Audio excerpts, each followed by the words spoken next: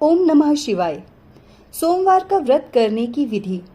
सोमवार का व्रत साधारणतया दिन के दूसरे या तीसरे प्रहर तक होता है। व्रत में फलाहार या पारण का कोई खास नियम नहीं है, किंतु यह आवश्यक है कि दिन रात में केवल एक समय भोजन करें। सोमवार के व्रत में शिव जी पार्वती जी का पूजन करना चाहिए। पूजन के पश्चात कथा सुननी चाहिए।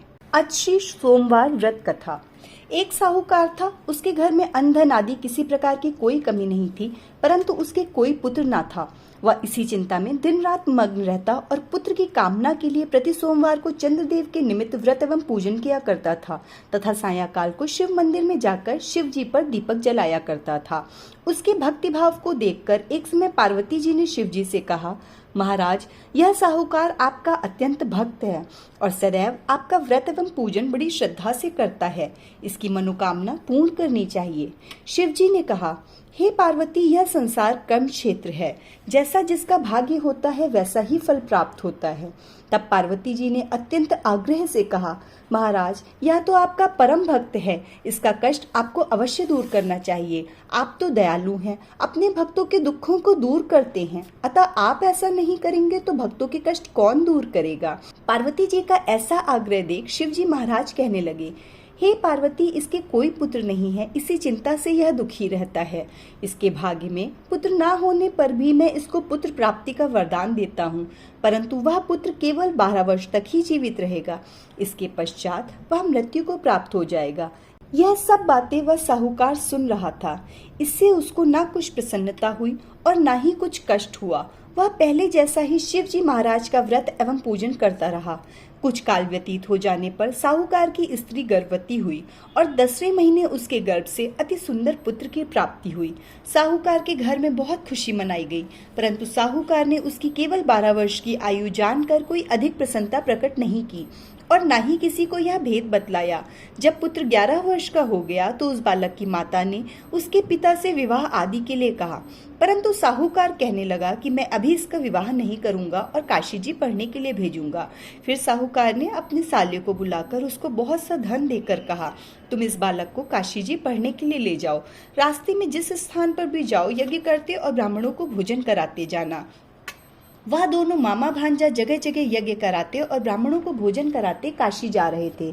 रास्ते में उनको एक शहर पड़ा। उस शहर के राजा की कन्या का विवाह था। दूसरे राजा का लड़का जो विवाह कराने के लिए बारात लेकर आया था, वह एक आंख से काना था। उसके पिता को इस बात की बड़ी चिंता थी कि कहीं वर को देखकर कन्या के माता पिता विवाह में किसी प्रकार की अड़चन पैदा न कर दें। अतः जब उसने अति सुंदर सेठ के लड़के को देखा तो मन में विचार किया कि क्यों न इस लड़के को वर के कपड़े पहनाकर घोड़ी पर चढ़ा ले जाएं। ऐसा करने से बड़ी सुंदरता से सब कार्य हो गए। वर के पिता ने सोचा कि यदि विवाह कार्य भी इसी लड़के से करा दिया जाए तो क्या बुराई है। ऐसा विचार कर राजा ने लड़के और उसके मामा से कहा कि यदि आप फेरों और कन्यादान का काम भी करा दें तो आपकी बड़ी कृपा होगी। उन्होंने स्वीकार कर लिया और विवाह कार्य भी बहुत अच्छी तरह से हो गया। परंतु जिस समय लड़का जाने लगा उसने राजकुमारी की चुनरी के पल्ले पर लिख दिया कि तेरा विवाह तो मेरे साथ हुआ है, परंतु जिस राजकुमार के साथ तुमको भेजेंगे वह एक आंख से काना है। मैं तो काशी जी पढ़ने के लिए जा रहा हूँ। उस राजकुमारी ने जब चुनरी पर ऐसा लिखा हुआ पाया तो उसने राजकुमार के साथ जाने से मना कर दिया और कहा कि यह मेरा पति नहीं है, मेरा विवाह इसके साथ नहीं हुआ, वह तो काशी पढ़ने के लिए गया है। तब राजकुमारी के माता पिता ने कन्या को विदा नहीं किया और बारात वापस चली गई। उधर वह सेठ का लड़का और उसका मामा काशी जी पहुंच गए। वहां जाकर उन्होंने यज्ञ करना और लड़के ने पढ़ना शुरू कर दिया। जब लड़के की आयु 12 वर्ष की हो गई उस दिन भी उन्होंने यज्ञ रच रखा था। लड़के ने मामा से कहा, मामा जी, आज मेरी तबीयत कुछ ठीक नहीं है। मामा ने कहा, अंदर जाकर सो जाओ। लड़का अंदर जाकर सो गया और थोड़ी देर में उसके प्राण निकल गए। जब उसके मामा ने आकर देखा कि वह तो मुर्दा पड़ा है तो उसे बड़ा दुख हुआ।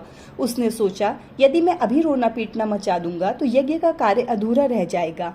अतः उसने जल्दी से यज्ञ का कार्य समाप्त कर ब्राह्मणों के जाने के बाद रोना पीटना आरंभ कर दिया। संयोगवश उसी समय शिव पार्वती जी उधर से जा रहे थे। तब उन्होंने जोर जोर से रोने पीटने की आवाज सुनी। तो पार्वती जी कहने लगी, महाराज कोई दुखिया रो रहा है, उसके कष्टों को दूर करो। तब शिव जी बोले, इसकी आयु इतनी ही थी सो भोग चुका। पार्वती जी ने कहा, महाराज कृपा करके इस बालक को और आयु दो, नहीं तो इसके माता पिता तड़प तड़प कर मर जाएंगे। पार्वती जी के इस प्रकार बार बार आग्रह करने पर शिव जी ने उसको वरदान दिया और शिव जी महाराज की कृपा से लड़का जीवित हो गया।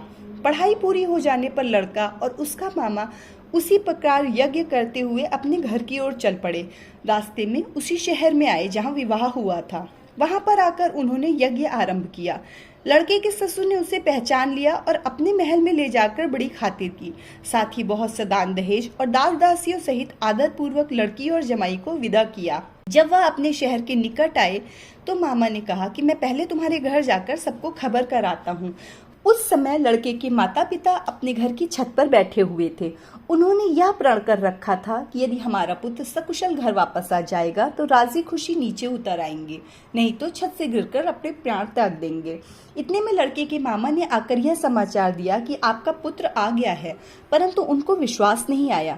तब उसके मामा ने शपथ पूर्वक कहा कि आपका पुत्र अपनी स्त्री के साथ आया हुआ है। तो सेठ ने आनंद के साथ उसका स्वागत किया और वे सभी बड़ी प्रसन्नता के साथ रहने लगे। अतः जो कोई व्यक्ति सोमवार का व्रत रखकर इस कथा को पढ़ता सुनता है, उसके सभी दुख दूर होकर उसकी समस्त मनोवांछित कामनाएं पूर्ण होती हैं।